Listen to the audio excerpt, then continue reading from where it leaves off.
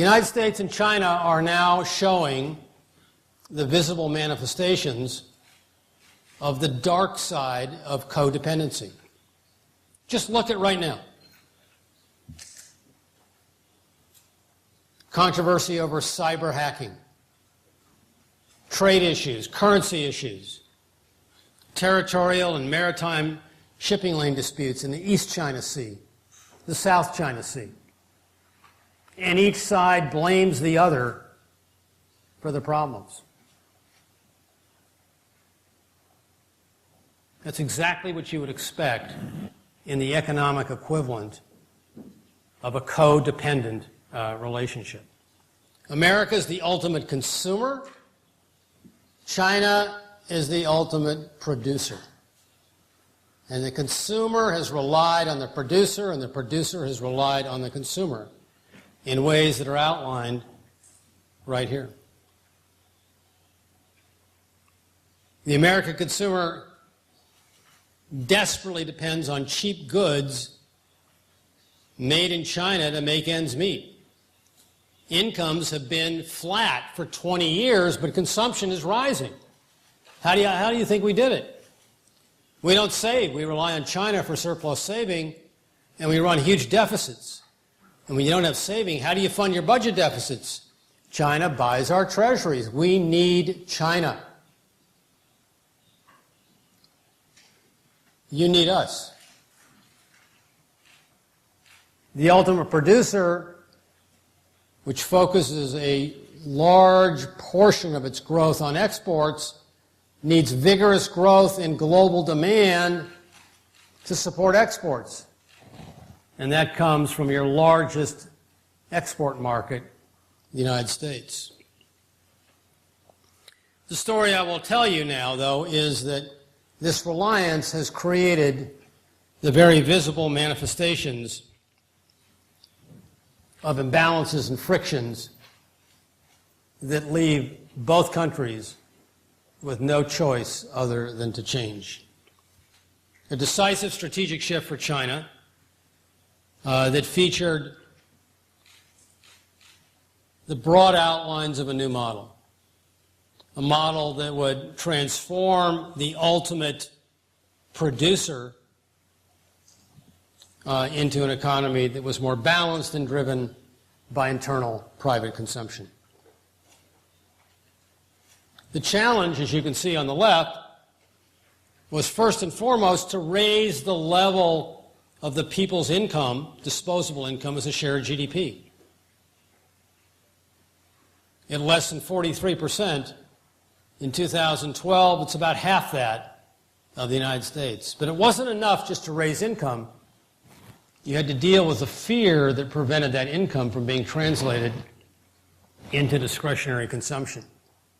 So the 12th five-year plan featured three key building blocks outlined on the right. More jobs, focused on services. Higher real wages driven by urbanization. And then addressing the fear by building the social safety net. Convincing families to convert the newfound income into discretionary consumption. Those were the broad foundations of the 12th five-year plan, formulated after 4 years of intense debate following the critique of Wen Jiabao. China has had 3 years to work on implementing the plan, and the report card is mixed. I'll take you through it right now. Pretty good on jobs and services and urbanization and real wages, but very disappointing in the safety net. And the plan won't work if you don't put all three pieces into place. It's not enough to do well on two of the three legs of the stool. My conclusion to date is that China, very dependent on the United States, is changing its model. China is rebalancing. For a nation that developed frictions and imbalances because of excess reliance on the U.S., it now feels that it needs and wants to stand more on its own. And that means less reliance on others to establish its sense of self. To some extent, I realize this is a stretch, that's what the China dream of Xi Jinping is all about, greater self-reliance. What about America? What are we doing? You know, in a relationship theory, if two individuals in a codependent relationship have problems and one says, I'm going to fix myself and become more self-reliant, more independent, and the other says, I'm not changing, there's trouble. The scorned partner gets his or her feelings hurt, and that becomes a hugely destabilizing force in the relationship. So, put the story together. I'll give you two scenarios to think about. The good one and the bad one. Here's the bad one. Let's just get the bad news out first. Call it asymmetrical rebalancing. China rebalances, America doesn't. You move from surplus saving to saving absorption. And in doing that, your current account surplus comes down. It's already down, but it comes down further. Your rate of foreign exchange reserve accumulation slows, and you have less funds to buy treasuries. The U.S. doesn't rebalance. Our savings shortfall remains large. China provides less of it. We need to draw on savings of others to fill the funding gap. But unlike China, others are going to demand more favorable terms to provide the capital. What's that mean? Higher real interest rates, a weaker dollar, which in turn would trigger higher inflation, or all three of the above. The asymmetrical rebalancing scenario is good news for China, bad news for America, and on balance, bad news for the world. Symmetrical rebalancing, that's the one I like. That's the happy ending.